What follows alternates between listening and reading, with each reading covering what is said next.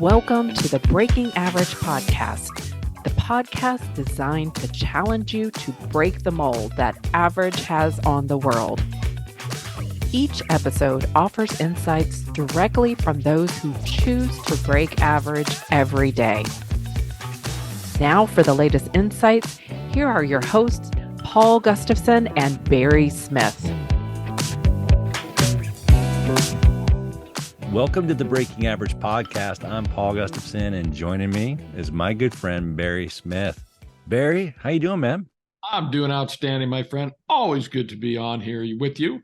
Oh, man, it's so good. You know, Facebook just alerted me. Sometimes Facebook reminds me of things. Sometimes. It does, this 12 years ago, right? And I think it was 12 years ago, you and I became friends on Facebook. Wow. So it's been a great ride, man. I've always enjoyed our time together and appreciate your friendship.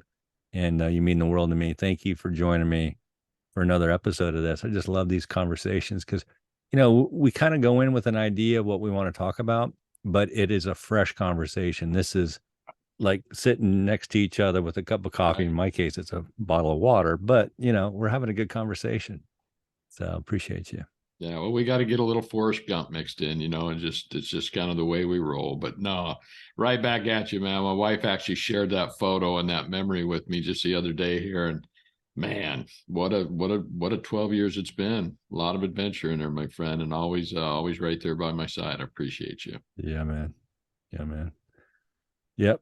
Appreciate that friendship. Well, listen, I had a chance to spend just a little bit of time with one of our favorite authors. You and I got a chance to talk to him in April. No, actually, it was February of this year at an event called CadreCon. And then he and I connected on a Zoom call, just like we're doing now. But we were talking about his latest book, Please, Sorry, Thanks. And it's Mark Batterson. So what a great conversation with him. And I had a chance again to record this. And so I want to just tee this up, right? You had a chance to hear him as well. This is a pretty exciting, he's a prolific writer. He's written a bunch of books. What's your favorite Mark Batterson book? Oh, well, I think the first one I read was A Circle Maker. Just the story in there. But I think, regardless of what book it is, I think just part of what makes him a great writer is he's authentic. He's transparent, comes across the same way as a speaker, but he's just always from the heart. Yeah. He's just a real dude. And, I think today, we read a lot of great stuff. And I think a lot of the authors are authentic, transparent, but Mark, I think, just takes it to another level. And he's definitely brought that out, and Please, Sorry, Thanks. And I think this podcast, and you made the right decision, right? Making sure your schedule matched up with his over ours so that you could get him dialed in, because he is a busy guy, but some great value here, man. I think folks are going to love this.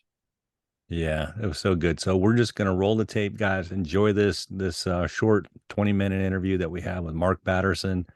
It's great. It's going to bless you. And then Barry and I will come back afterwards and just share a couple quick takeaways and encourage you, challenge you guys with what you heard from Mark today. So enjoy this tape.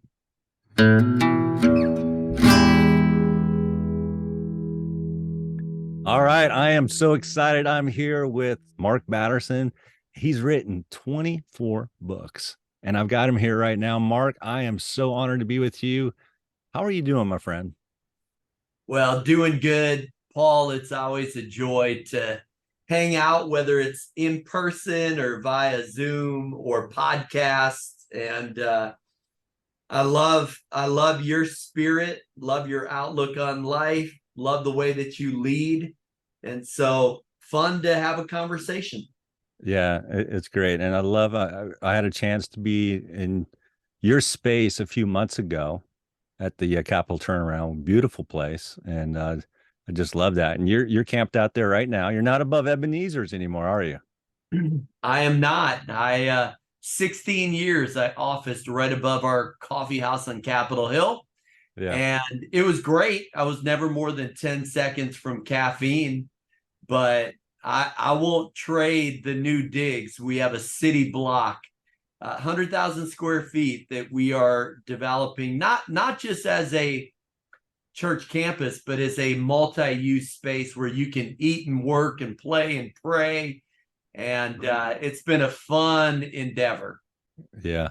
Yeah, it's a beautiful place. If you ever get a chance to go there to worship or connect with other folks, I highly encourage it. Right up on M Street across from the Navy Yard. And yeah, so thankful for what you're doing, just the dream that you've had. And maybe we'll talk a little bit about dreams here in the course of our conversation, but you've got a brand new book that just came out probably 90 days, not even 90 days ago, less than 2 months ago from the time of this recording. And it is called Please, Sorry, Thanks. And at first, when I heard this, I was like, that's a book my mom could have written. She taught me, say please, say sorry, say thanks. But this book, boy, it's a page turner. Love it. Love the stories. What propelled you to write this book? Yeah. Well, and I did dedicate it to my mom and dad because, there are a lot of parents listening that know that that's what we teach our kids. There are 3 magic words. But I wanted to take those 3 words and kind of expand the meaning so that they really become a way of life. And I think the greatest predictor of success in life, in love, and in leadership is our proficiency at please, sorry, thanks, which is a pretty big statement, Paul. Yeah. But it's one that, if you have a PhD, that's great. But I think it's PST, it's please, sorry, thanks, that's going to get you the promotion at work, that's going to help you win friends and influence people, that's going to help your marriage become healthier. So I think these 3 words, here's how I would say it.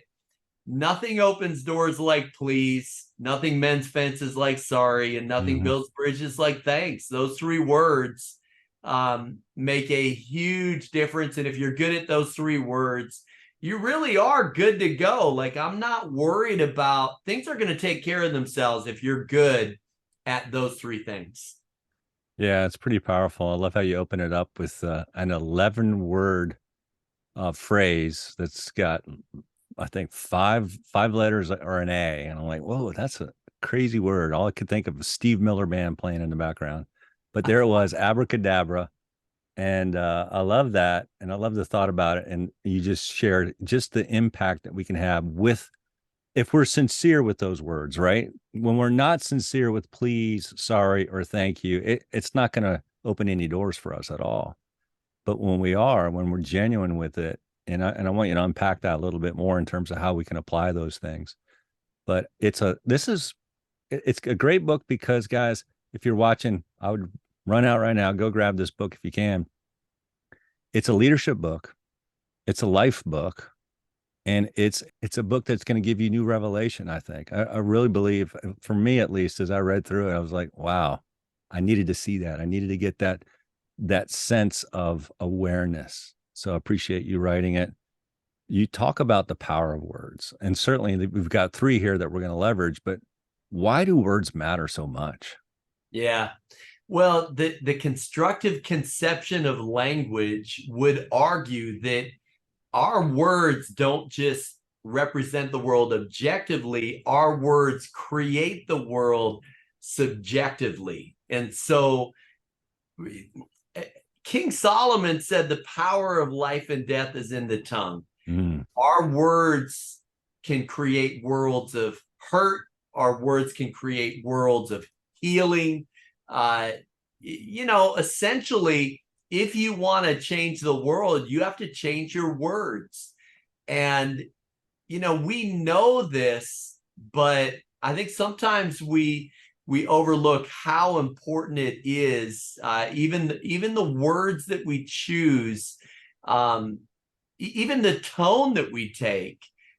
We find ourselves in a cultural moment where, boy, people are using words as weapons. There's a lot of baiting and trolling and shaming and canceling. And I would argue that the purpose of words are as tools of blessing. Yeah. And this goes all the way back to the very first words spoken by God to us were words of blessing. Yeah. And so I think the importance of seeing words as gifts that we give to other people, man, that would change the culture at work. Honestly, it would change the culture at large. And so how we use words is going to make us or break us. Cannot overstate the importance of it, that our words create worlds. Yeah, and I love that so much. And one of the thoughts that I had as I was reading through that and kind of reflecting on it was we've got the spoken word, and we can speak life into other people, which is powerful. We've got the written word, and certainly I am reading at that point in time as I'm reflecting, I'm reading a word that's written and how it's impacting us. And then we have words of thought, right? So words are spoken, thought, or written. And all three of those phases, it's kind of like, water, ice, and steam, right? Whatever format it is, it's going to have an impact. And so we got to be mindful in terms of the words that we output and the words that we receive. So that was kind of what hit me there. And Paul, you are, I'm talking to the imagination guru. So I don't want to step into your territory. No, you're not. Would you agree with me that everything's created twice? Yes. The first creation is internal, second creation is external. Yeah. First creation is words. Yeah. And that second creation then is those words becoming reality. So, Dr. King can get up on the steps of the Lincoln Memorial and say, I have a dream. Yeah. That I dream of a day that, it's the content of our character. Well, those words began to create a reality that led to some civil rights and led to a world that and we are still in process, but a world that's moving towards beloved community, more equity. But I think imagination is sort of the ground zero, and then words are kind of this bridge that we begin to create this world around us. Yeah, it's a great point. I mean, so when we have a sense of something, just to speak into that real quick, when we have a sense of something, I think it's really important. I find one of the most powerful things we can do is just write. If you have an idea, if something has been seeded in your thought process, or maybe you're struggling with something, just start to write. And just the movement of what happens when you start to write, just the awareness, it brings up, and I suggest pen and paper, right?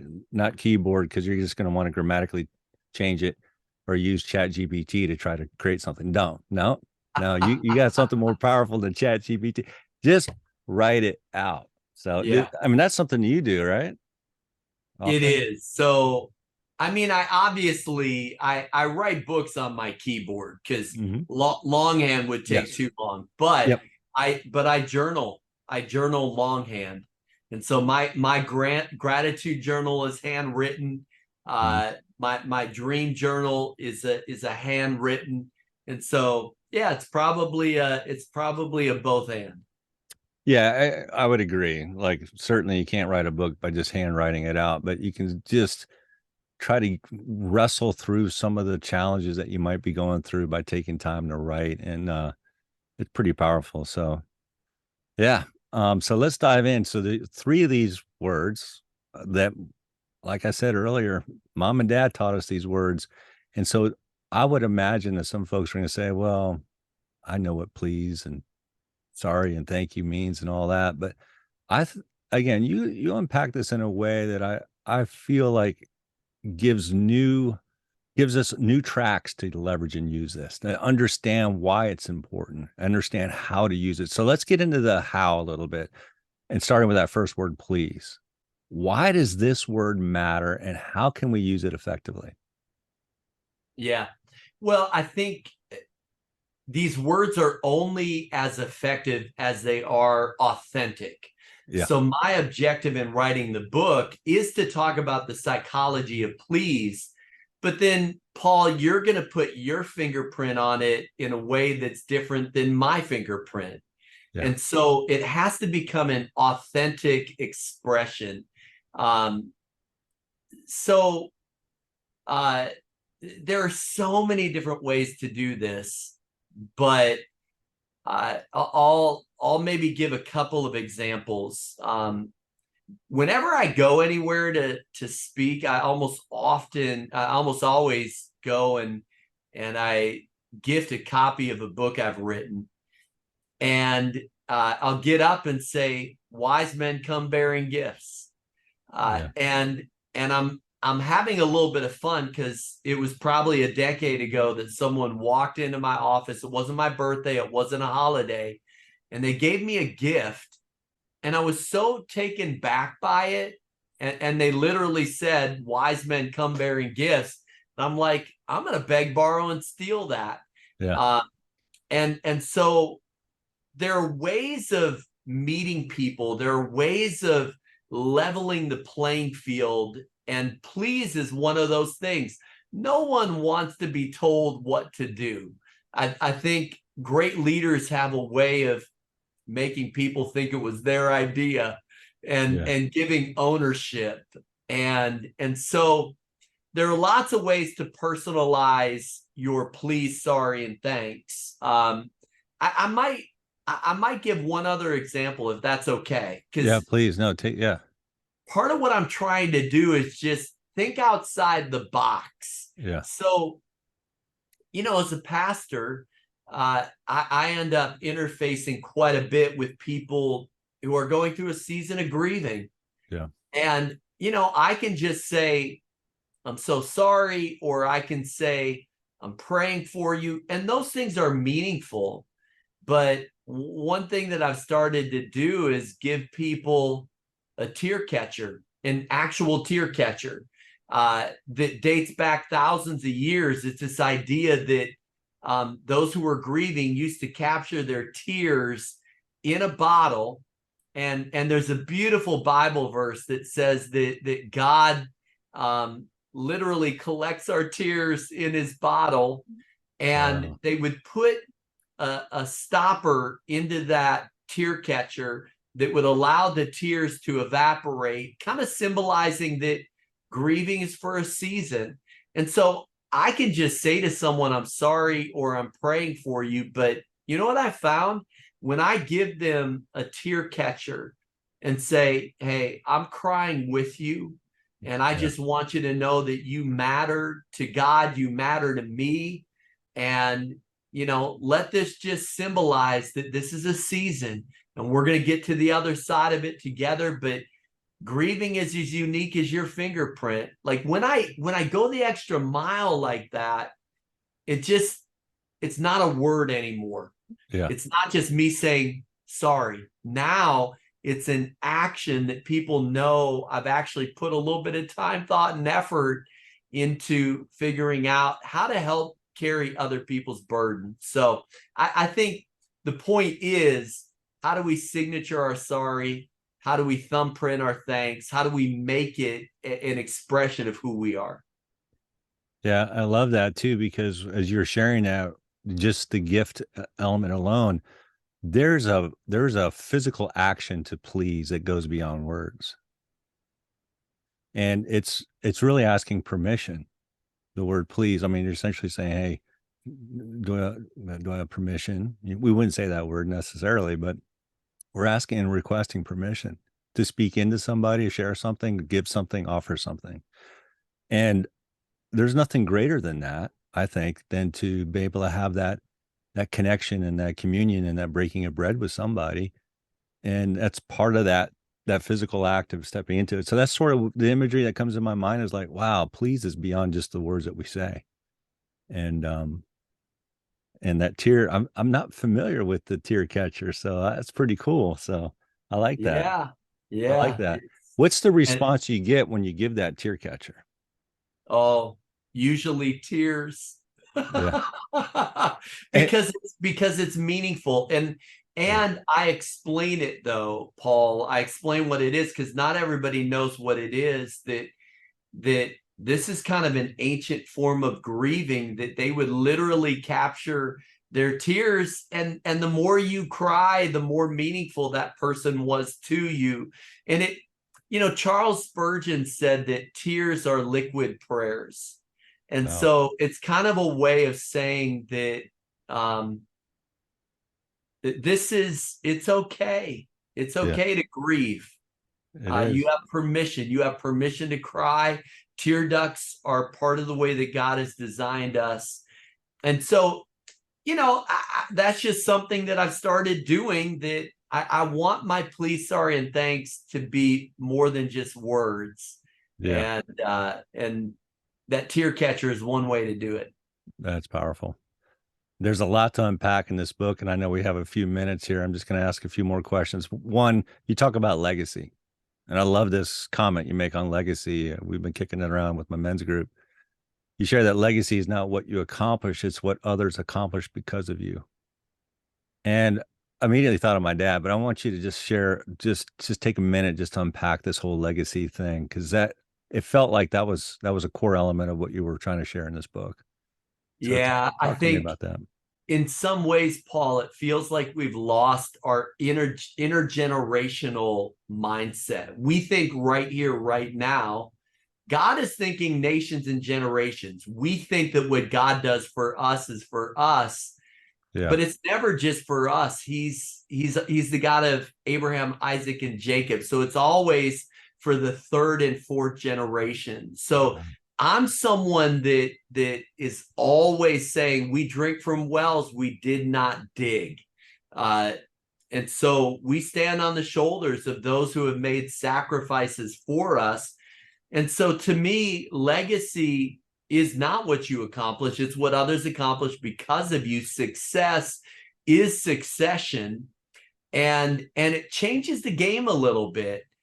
Edgar Allan Poe wrote a poem in 1849, and Christopher Nolan in his film Inception kind of popularized it, but it said, is all that we see or seem but a dream within a dream?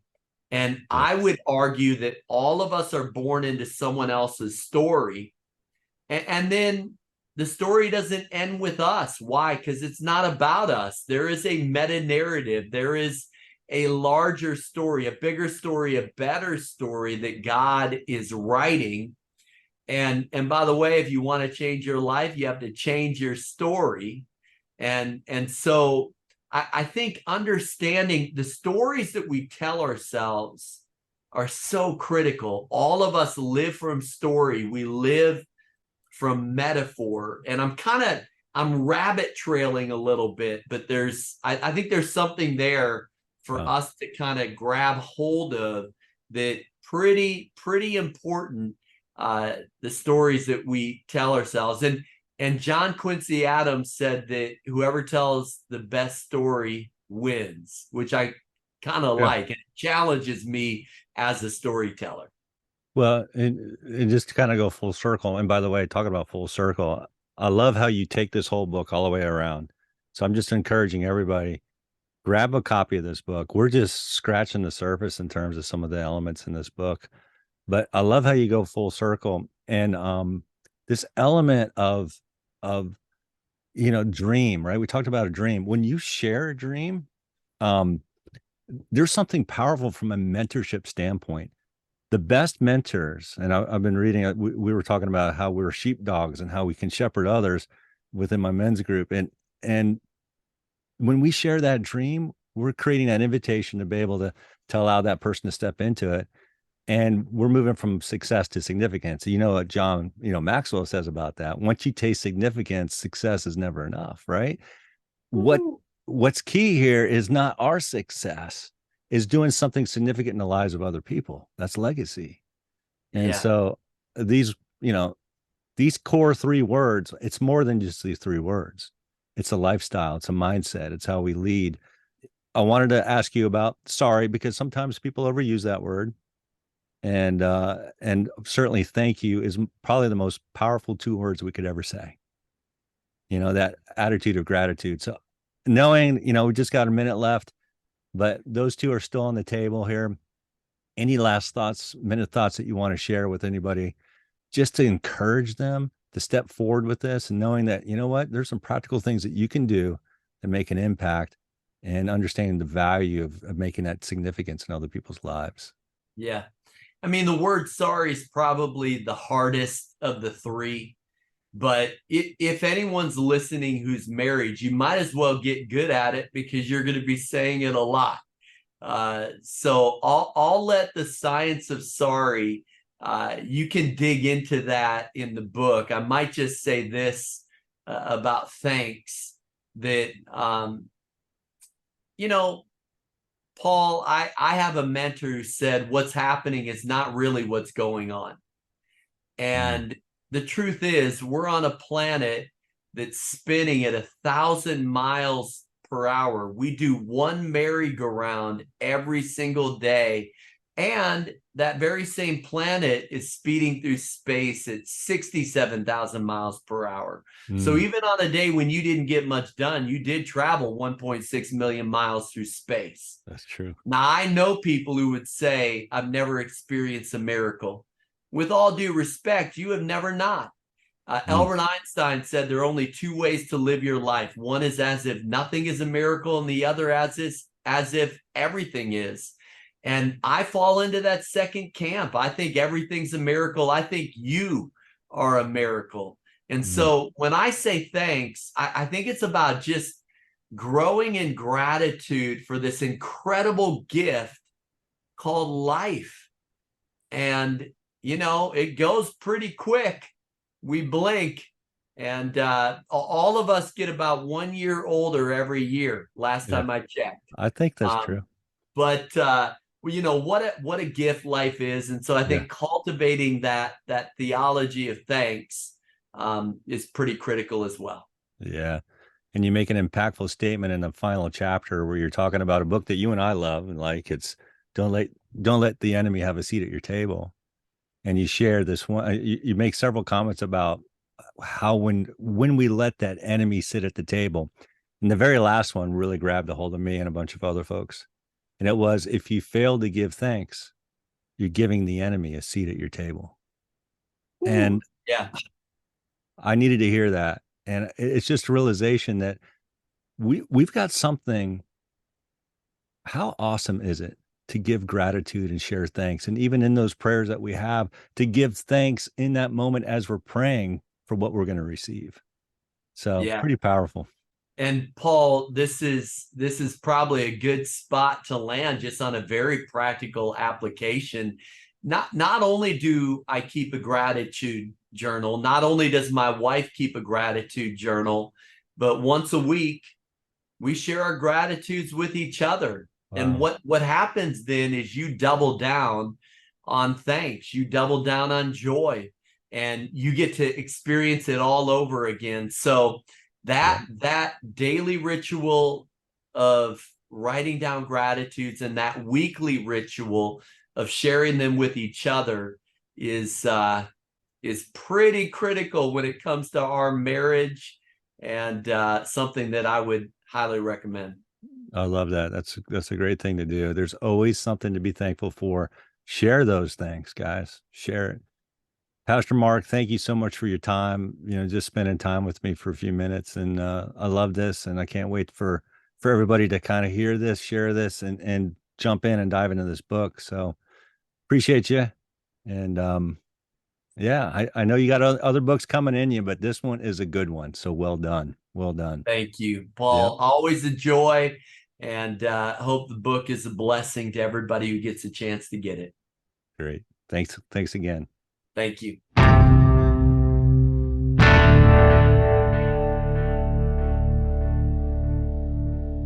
All right. What did you think, Barry? Well, another one of my predictions came true. He crushed it. No, great dialogue between you guys, but I think for our viewers, listeners that aren't familiar with him, you are now.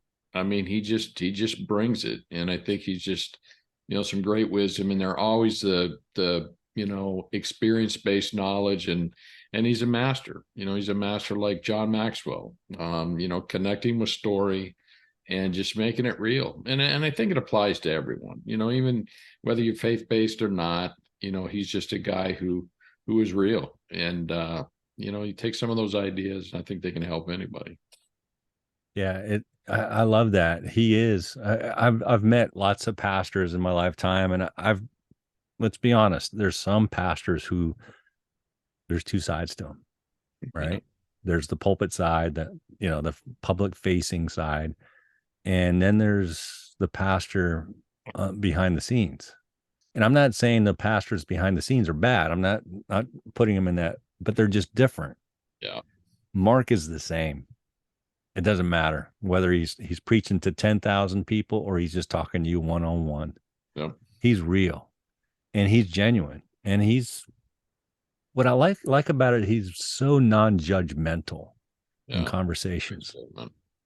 And that's a rare thing that I've seen out of pastors and again, I'm not trying to diss all pastors, but it's so easy in somebody wearing the cloth or somebody who's part of the faith to at least come across as righteous, maybe. Is that the word I'm looking for? But Well, they come across. I think it works, but I think just because he's so connected with an attitude of gratitude, I think that helps him stay out of that. He's fixed on his mindset. Yeah. And I have not experienced him coming out of that. Whether it's just a conversation with him, hearing him speak from the stage, or certainly in his writing, he's always just one of the most positive guys I've ever been around. Yeah. And I love this idea of please, sorry, thanks, because it's not just those three words. It's really the mindset to it, right? So having that, you just mentioned a moment ago, that attitude of gratitude, when you have a please mindset, then you're asking for permission. My wife, who's a coach, you're a coach. We've got some great coaches listening and watching.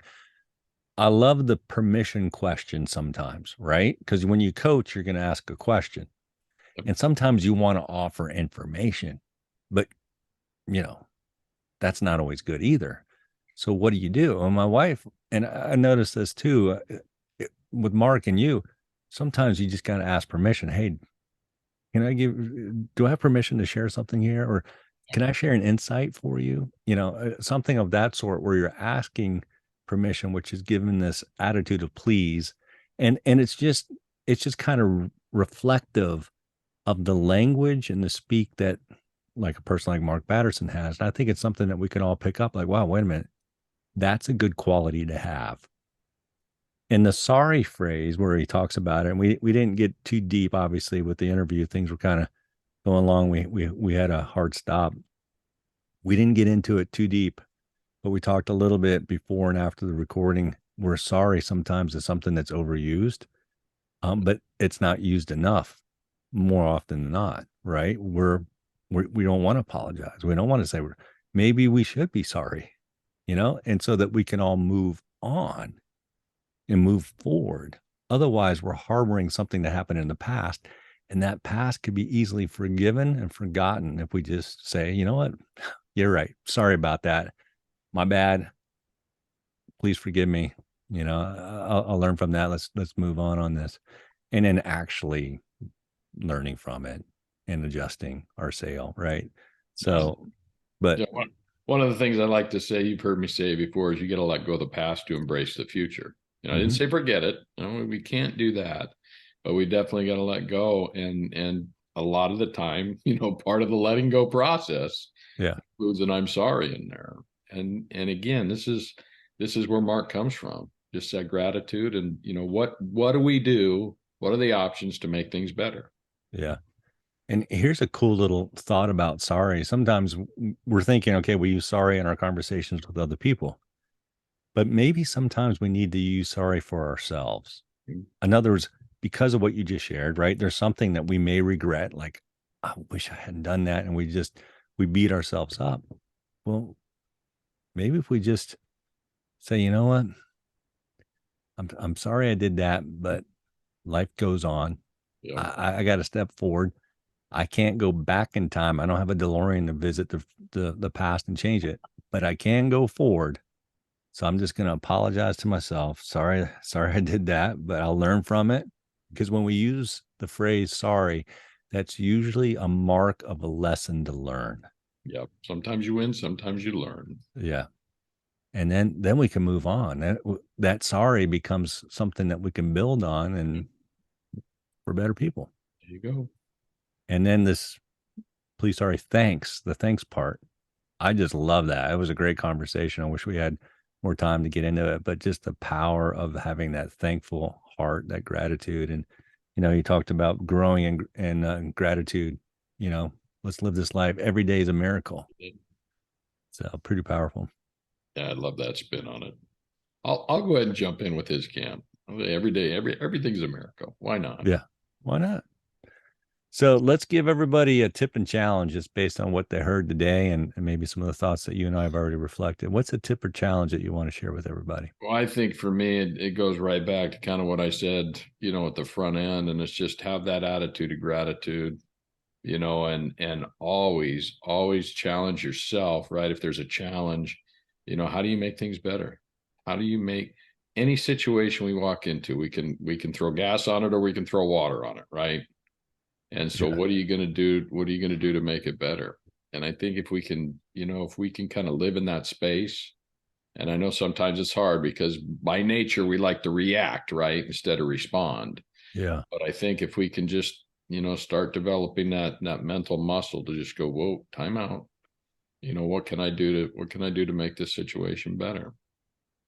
Sometimes we let the fires get out of control, right? Yeah. And they're going to start, we're all going to have those fires spark up in our lives, but what are we doing? What are we doing to put them out? And sometimes we're doing things to get them burning a little hotter. That's not always what we want. Yeah, it's so good. I heard a phrase somewhere. It was just recently. You know how you've heard the phrase fight fire with fire? Yeah. And this person said, you fight fire with water. Fight fire with water. And this is figuratively in life, right? You carry two buckets, a bucket of fuel, a bucket of water. And as we talk about please, sorry, thanks, and we're talking about just a mindset in terms of just being gracious with people around us. Yeah. And gracious to ourselves too. And I think that's the challenge is go for grace, go for being gracious, go for being grateful. Good Do word. all three of those things. And, just watch how people react. Because when you use those words and you use it with real intent, with real heart, then I think you're fully present with other people. Yeah. Great And statement. that can make all the difference. Well, I think that's part of it that Mark brings out is, when to use those words, and identifying those times. Yeah. Sometimes we just use them like a word, right? Just throw them out there. And, to your point about fighting fire with water and fighting fire with fire, I think that fighting fire with fire originally came from like a burn back, right? A way to, create a situation where you're gonna take that fuel out of it. Yeah. So very selective. You talk to any firefighters and they fully understand that concept. And it's kind of what we deal with in life. It's being able to make the right choice. Is it please? Is it sorry? Is it thanks? All those words work, several times every day. But are we really being intentional about making the right choices when to use them? Yeah. So good. Well, guys, listen, we want to hear from you. Go visit us, go to breakingaverage.com, check us out. And we've got great content. Some of the stuff Mark's been been in the Breaking Average studio before, a virtual studio through Zoom land before. So we've got some of if you want to listen to some Mark Batterson stuff, go back. I'm sure we've got some indexes there in terms of finding it, but we really value and appreciate you guys. Thanks for watching this. And again, go check it out. Find Mark's book wherever fine books are sold. Please, sorry, thanks. It's out there. I asked you earlier, Barry, what your favorite book was, and you mentioned Circle Maker. Definitely one of mine. And I would just add that this one, I told Mark later, I said, this might be my new favorite book. Okay, there you go. So there it is. Thanks again, guys. We'll see you next time. Take care, everybody. Thank you for listening to the Breaking Average podcast. If you loved what you heard, please take a moment to subscribe. This show was produced by R Squared Multimedia. All opinions and comments expressed in this podcast are those of the participants and do not reflect the opinions or views of any of the advertisers, producers, or platforms. As you continue your day, what is one action that you can apply from this podcast to your life? Tune in for our next episode as we continue to challenge everyone to break average.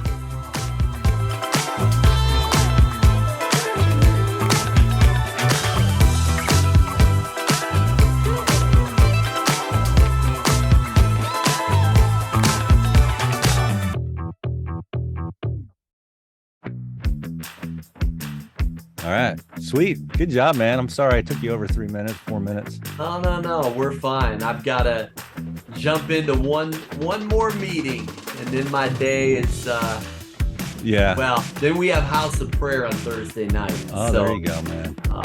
my day is not done, but You just got to tell me one thing. yeah. Boston going to win tonight? Oh man, I am past prognosticating these playoffs, man. That's crazy, I think man. If they do, it gets really interesting. It will be interesting. You know, my son lives up in Boston, so we're rooting for that. But, you know, I go to Colorado a lot, so I'm a Nuggets fan. That's what I'm hopeful for, but I'll take anything. It's kind of fun to watch NBA this year. For whatever reason, I've really enjoyed the playoffs more so than I have probably since COVID. It was kind of unpredictable, but pretty fun. Pretty fun. Well, listen, praying for you. Thanks again. Enjoy your weekend, and happy Memorial Day, man. You too. Say hi to your family.